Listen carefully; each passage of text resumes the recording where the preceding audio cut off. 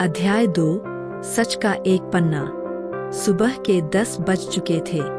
नैनीताल के स्थानीय अखबारों में हेडलाइन बन चुकी थी, मशहूर लेखिका तन्वी मेहरा की रहस्यमयी मौत, हत्या या आत्महत्या। रॉयल लेकव्यू होटल के कमरे को सील कर दिया गया था। पुलिस अपनी तहकीकात में लगी थी, पर डीएसपी अर्जुन चौहान को लग रहा था कि ये केस बाकी केसों से अलग है, बहुत अलग। पोस्टमार्टम रिपोर्ट आती है। डॉक्टर नीना माथुर की रिपोर्ट सीधी थी। मौत का समय रात 2:05। कारण सांस रुकने से मौत। नींद की गोलियां ली गई थीं, लेकिन मात्रा जानलेवा नहीं थी। गर्दन पर हाथों से दबाव के निशान, हत्या की पुष्टि। अर्जुन ने रिपोर्ट मेज पर रखी और कहा, ये मर्डर है। और कातिल जानता था कि कैसे इसे आत्महत्या की तरह दिखाना है। डीएसपी अर्जुन चौहान हत्या की तहकीकात करने के लिए डायरी के अगले पन्ने पलटता है। एक नाम बार बार उभरा था, आर ने जो किया वो अगर बाहर आया तो बहुत कुछ उजड़ जाएगा। लेकिन अब मैं डरती नहीं हूँ। कौन था ये आर? रिया, रविकांत, तन्वी का पुराना प्रकाशक, या कोई और? डीएसपी अर्जुन की यादें वापस लौटती है। अर्जुन अपनी कार में अकेला बैठा था। उसने रेडियो बंद कर दिया और आंखें बंद कीं। उसे याद आया, उसकी पत्नी माया। एक रात वो भी इसी तरह मरी थी, बंद कमरे में, गले पर निशान।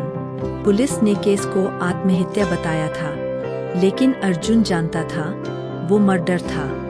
संदेह गहराता है। अर्जुन अब सबको अलग अलग बुला रहा था। पहली पूछताछ, विक्रम मेहरा। अर्जुन, क्या आप और तन्वी के बीच सब ठीक था? विक्रम मेहरा धीरे से, कभी नहीं।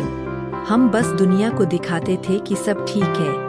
पर वो बहुत कुछ जान गई थी। अर्जुन, क्या?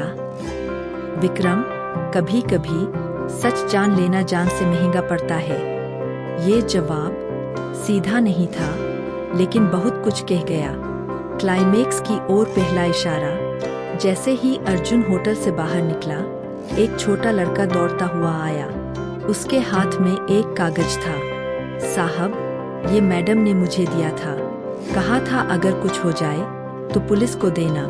कागज में एक मोबाइल नंबर लिखा था और एक लाइन, अगर मुझे कुछ हो जाए तो इस नंबर को ट्रैक करना।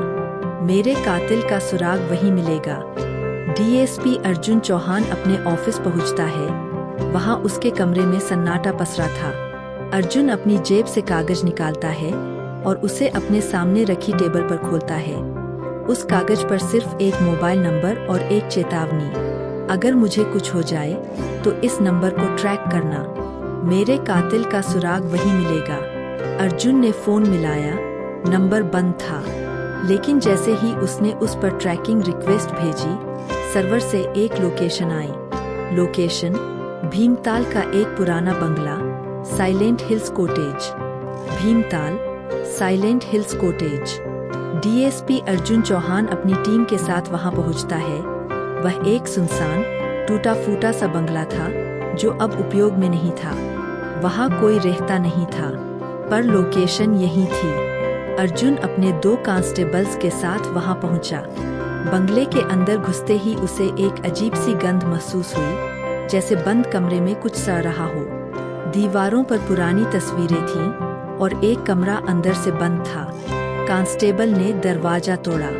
कमरे के अंदर एक आदमी कुर्सी से बंधा हुआ था, मृत, चेहरे पर खून, मुंह में कपड़ा ठूंसा हुआ और एक मोबाइल उसके पैरों के पास गिरा हुआ। फोन की स्क्रीन पर आखिरी आउटगोइंग कॉल तन्वी मेहरा को। अर्जुन का दिमाग घूम गया। तन्वी ने जिस नंबर की बात की थी वो इस आदमी का है। तो क्या उसने उसे मारा? या पास ही एक वीडियो कैमरा पड़ा था। अर्जुन ने चालू किया। कैमरे में रिकॉर्डिंग चालू हुई। वीडियो में वही आदमी दिखा। वह कैमरे की ओर देख रहा था और बोला, मेरा नाम रघुवीर सैनी है। मैंने तन्वी मेहरा को धमकी दी थी, पर मारा नहीं। मुझे किसी ने पैसे दिए थे कि मैं उसे डराऊं, लेकिन जब मैंने नाम जानने की कोशिश की, उसने मुझे बंद कर दिया। अगर आपको ये वीडियो मिलता है तो समझ लेना कि मैं मर चुका हूँ। कातिल उसी के आसपास है जिसकी कहानी तन्वी लिख रही थी, और वो आदमी बहुत ताकतवर है। वीडियो बंद। अर्जुन को पहला सुराग मिला। रघुवीर सिर्फ मोहरा था। असल खेल कोई और खेल रहा था, कोई जो पैसे वाला है, ताकतवर है और बेहद खतरनाक। डीएसपी अर्जुन चौहान थाने लौटता है और डायरी को फिर से पलटता है।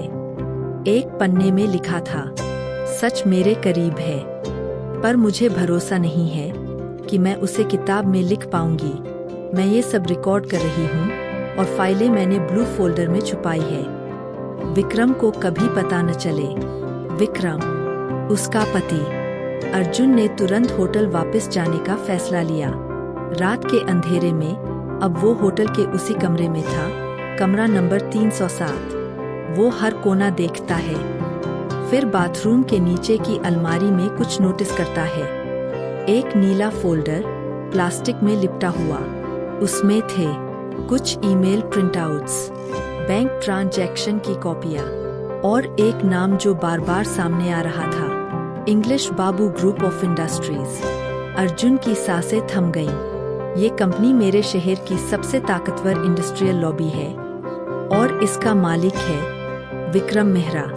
अध्याय समाप्त। अगले अध्याय में ब्लू फोल्डर में छुपे हैं वो सबूत जो एक साम्राज्य हिला सकते हैं। अर्जुन की टीम का एक सदस्य अचानक लापता हो जाता है और पहली बार अर्जुन की जान पर बन आती है।